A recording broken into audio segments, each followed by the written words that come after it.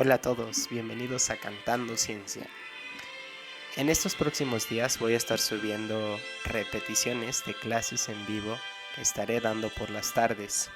Estas clases pertenecen a materias como cálculo diferencial, cálculo integral, cálculo multivariable, balance de materia, álgebra, geometría y un poco de ecuaciones diferenciales.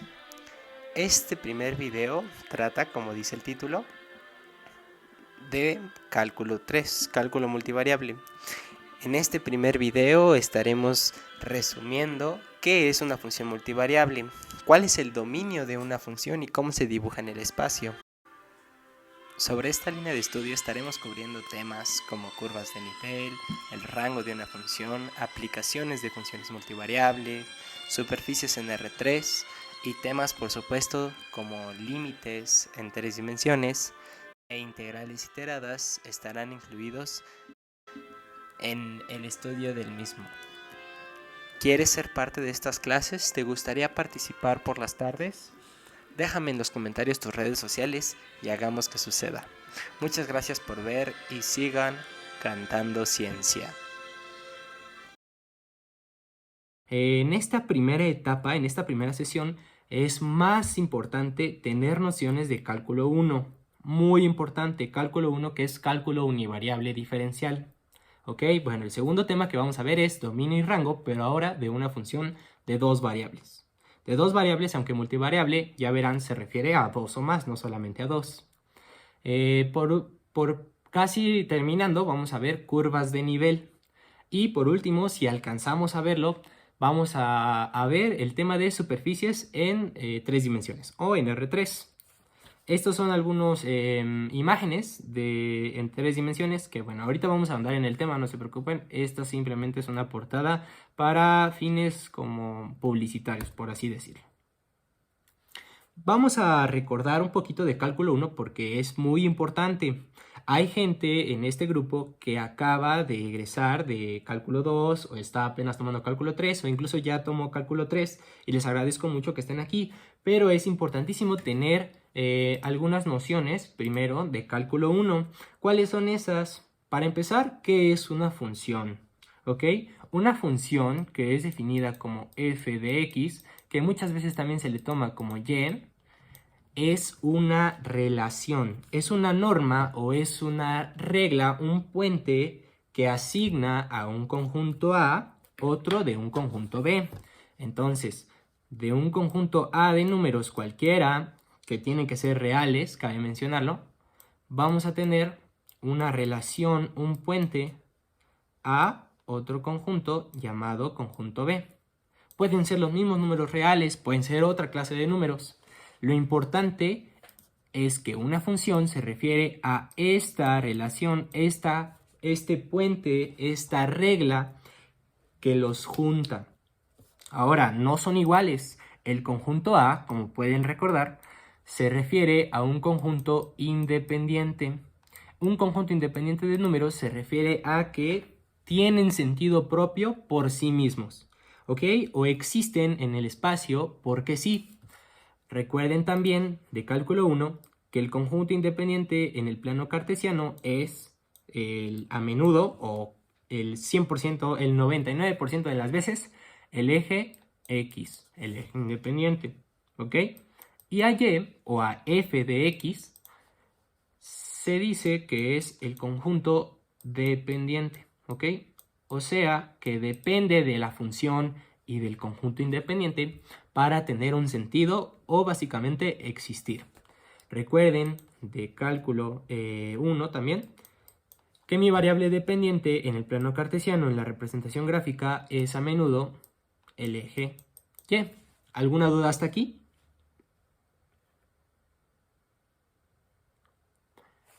Ok, perfecto. Todo está bien hasta ahorita. Ahora, cuando yo tengo una función, por ejemplo, la función lineal f de x igual a 4x, las partes de mi función son las siguientes. Esta es el nombre de mi función. F, G, R, S, H, U. Pueden encontrar muchísimas.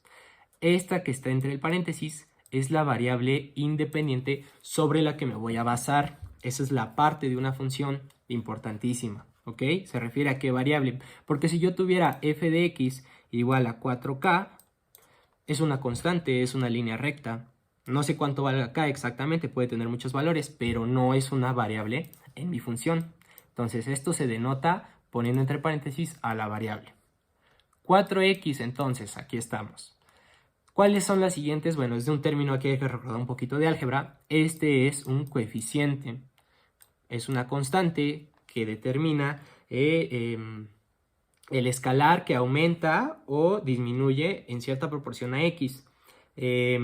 Después está la variable, en este caso es x, repito mucho x porque es muy común que sea la variable independiente en las funciones univariable. Está la variable, coeficiente, variable, y luego hay un último componente muy importante que aquí está escondido. Cuando está escondido no es necesariamente 0, aquí hay un 1 invisible, ¿ok? Es como la raíz cuadrada cuando está así, no es necesario poner el 2, ya sabemos que es raíz cuadrada. De la misma manera, cuando no hay ninguno ya sabemos que es el exponente 1, pero bueno, eso es súper sencillo. Este es el exponente. El exponente determina el grado de mi función. De la misma manera, esto es importante porque se comporta de manera muy similar en cálculo multivariable. A veces uno se complica además, pero lo que a mí me gusta más es ir como que deshaciendo esas malas concepciones que tenemos sobre los temas de que son muy difíciles, pero en realidad no lo son. Esta función se dibujaría más o menos así. Es una línea recta, es una función impar y es 1 a 1. A este dibujo en 2 dimensiones se le llama curva, ¿ok? Una curva. Listo, eso es todo lo que tenemos que repasar. De cálculo 1, recuerden que después vemos algunas herramientas matemáticas que derivan del estudio del mismo, muy importantes, como los límites, como máximos y mínimos, continuidad, razones de cambio, eventualmente vemos área debajo de una curva, como las integrales, las derivadas, tenemos transformación de funciones, inverso de una función, muchas herramientas que salen del estudio de cálculo univariable. Ahora vamos con cálculo 2 y para esto vamos a utilizar un ejemplo de aplicación de cálculo 1, ¿ok? De cálculo 1. Seguimos sobre la línea de cálculo 1. Tenemos el clásico ejemplo de la cajita que tiene lados A y B, ¿no? Y que vamos a recortarle cuadrados de magnitud X y que vamos a doblar dicha caja o dicho pedazo de cartón más bien para hacerlo una caja con volumen. En ese caso la nueva hipotética caja va a tener una altura X y unos lados en forma de X expresados a fin de cuentas a términos de X. A y B pueden ser cualquier número real y son constantes, mientras que X es una variable. Puede adoptar muchas formas la variable y la constante no. En este ejemplo podemos expresar ambas magnitudes sobre las que depende el sistema en términos de X. Gracias. En términos de X, y eso nos hace la vida muy sencilla. Pero ¿qué pasaría si yo utilizo un ejemplo más complicado? Por ejemplo, vamos a dibujar una lata de refresco. Tenemos una lata de refresco. Aquí está, de la marca que quieran, ¿eh? Aquí no hacemos publicidad. ¿Cuál es la fórmula para obtener el volumen de una lata de refresco, de un cilindro? ¿Alguien me puede decir?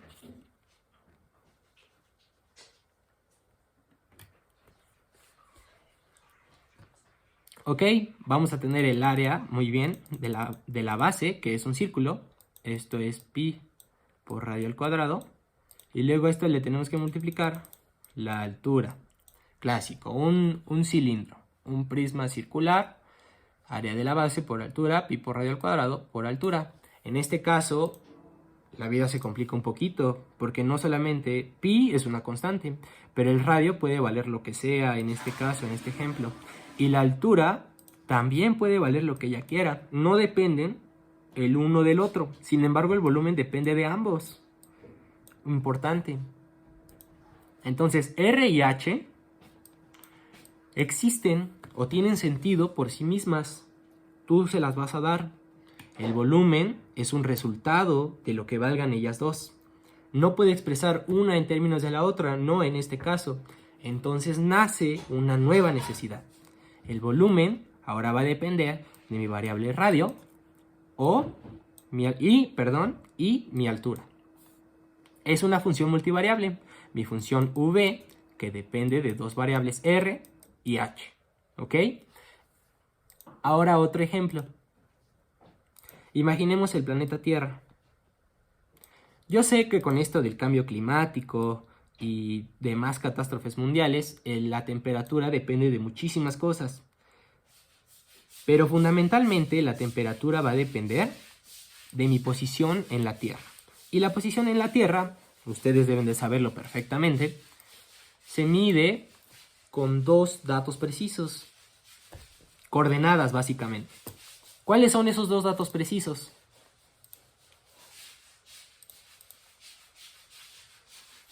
Exacto, perfecto. Aquí tengo al Ecuador y tengo yo al meridiano también de Greenwich. Esas son las latitudes y longitudes 0 respectivamente. La latitud es uno de los factores importantes. Y después la longitud, o sea, tu coordenada precisa. Entonces, tu temperatura en la Tierra va a depender de latitud y longitud. Ahí está, de tus coordenadas. No puedo expresar yo latitud en términos de longitud, ni longitud en términos de latitud. No puedo convertirlo en una función univariable. Pero eso no significa que sea más difícil. Simplemente tengo una función que depende de dos variables independientes. Otro ejemplo, para los ingenieros químicos, era un ejemplo obligado, tenía que ponerlo, es una ecuación de estado, donde la temperatura, el volumen y la presión se relacionan a sí mismas, pero todas tienen un sentido individual e importante. Entonces, una ecuación de estado también es una función multivariable. Eso es realmente lo que estudia fundamentalmente el cálculo multivariable. Y el cálculo multivariable se basa en una función multivariable. Una función multivariable tiene las siguientes partes. Nada más voy a añadir, perdonen, que alguien más se quiere unir. Perfecto. Una función multivariable tiene estas partes. F, igualito que hemos visto, pero ahora va a depender generalmente, acuérdense que es muy arbitrario el uso de las letras en cuanto al cálculo se refiere. Nosotros podemos ocupar lo que sea, incluso en las constantes de integración yo utilizo un dibujito que es un pez, básicamente. Entonces es muy arbitrario, pero para pronto tiene esta forma, f que depende de x, y tiene un valor que es igual, ahora vamos a ocuparlo cuando usamos dos variables, a 0. Generalmente, pues, ustedes pueden cambiarlo por las letras que quieran. Esto hace sentido con el plano cartesiano al que estamos acostumbrados. Pero una función multivariable no a fuerza tiene que ser de 2, puede ser de 3, puede ser de 4. Entonces así va cambiando f de x, y, z, y ahora puede valer otra cosa distinta. Así. Ahora puede ser de 4 o de 5. Se van complicando, eso sí, pero una función multivariable es de 2 o de más variables. Ahorita vamos a explicar por qué es que realmente nos concentramos en el estudio de dos variables, porque es muy sencilla su interpretación gráfica. Esa es la respuesta. Cuando yo tengo una función que depende de x, y, a diferencia de en cálculo 1, cuando yo tenía una función f que depende de x es igual a y, yo tenía un dominio. ¿Cuál es el dominio? ¿Alguien me puede recordar cuál es el dominio de una función univariable?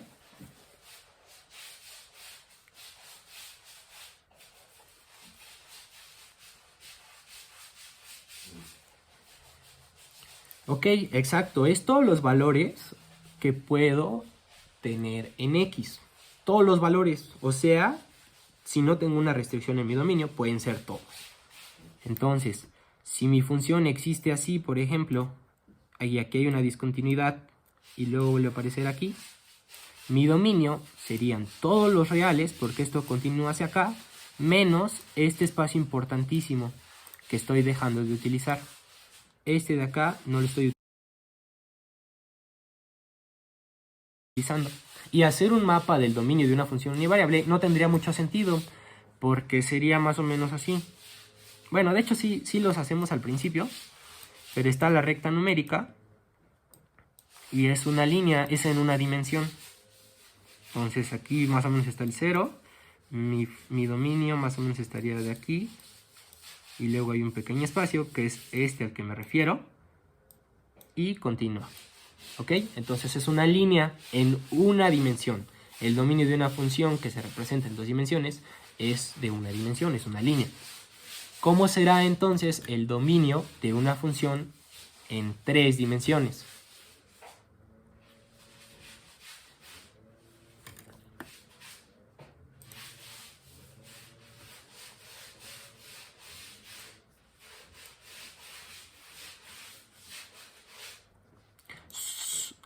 Exacto, es una propiedad al cuadrado, es un área, una superficie.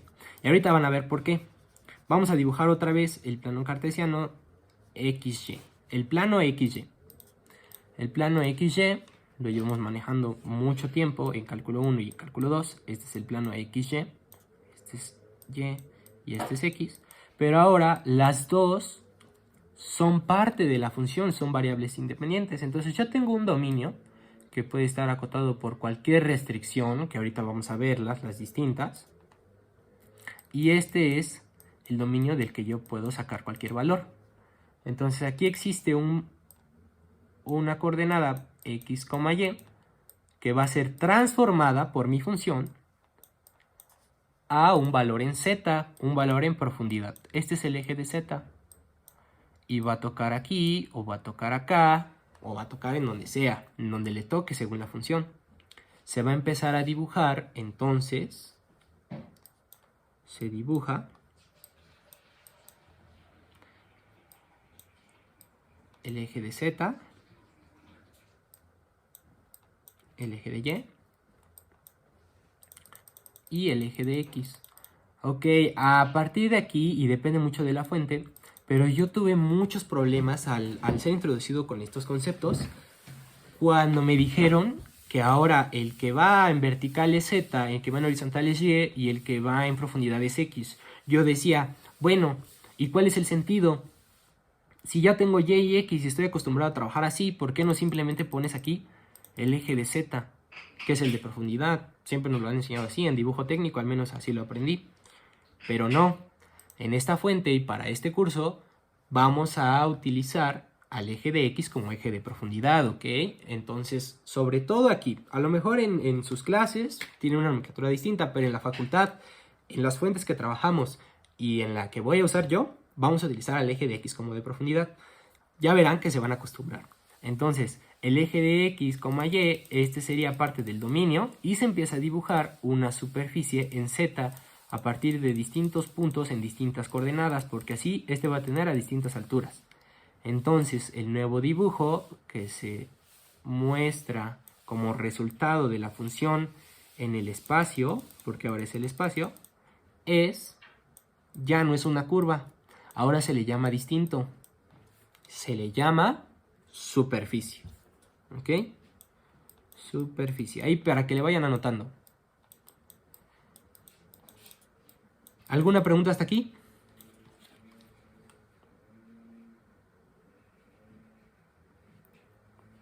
No, ninguna. Perfecto. Bueno.